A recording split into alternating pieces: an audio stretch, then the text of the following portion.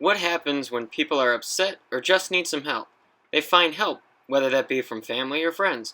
So what happens when people feel like they cannot go to those they thought would help? This is where Catholic Charities comes in. The Diocese of Des Moines wasn't quite non-existent in the early 1800s, but rather a small part of the Diocese of Louisiana. It wasn't until 1911 that the Diocese of Des Moines was established by Pope Pie X.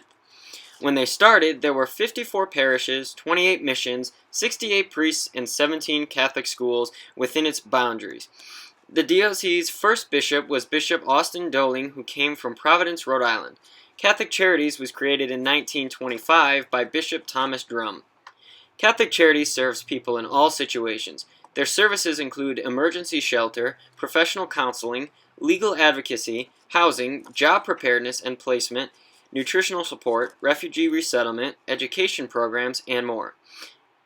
Their refugee resettlement program helped resettle 240 refugees last year. I worked with the program for about 4 weeks, and I really like what they do with the program in particular. They collect donated clothes, furniture, toys, bed linens, blankets, and kitchen supplies, as well as buy brand new mattresses to give to people. These donations only go to refugee families that come over and have nothing to start a new life here in America. According to the article 10 Myths About Immigration, written by the Teaching Tolerance staff in 2011 and re-edited in 2011, with so much controversy around the issue of immigrants who are undocumented, it's easy to overlook the fact that most of the foreign-born people living in the United States follow the rules and have permission to be here. This may be true, but most of them have nowhere to stay and nothing with them. You can legally move. The problem is if you leave everything you own, you will not be able to do anything except look for a job. A lot of people who come to Catholic Charities will also need somebody to talk to, which is why they have 6 different counselors on staff. These counselors are available to work with anyone who comes through the programs offered. According to Catholic Charities' annual report for 2016, these counselors have served 747 clients, which is over 2,806 hours of work. So why do many families need this service?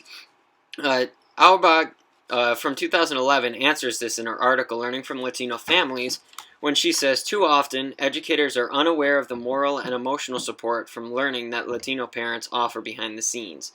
This helps us better understand that parents are often the ones who need the counseling because of how stressful life can be when they have to keep a good home as well as help their children.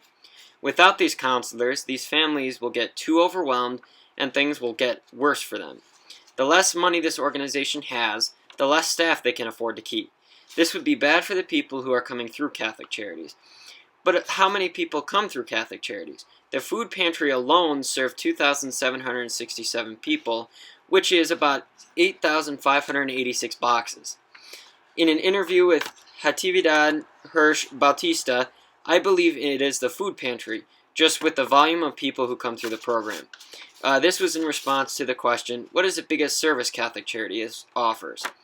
The other programs served about 4 times that, which makes Catholic Charities a great organization that deserves money to allow them to help the extensive amount of people who come to them. So please consider this charity to get the grant. Thank you.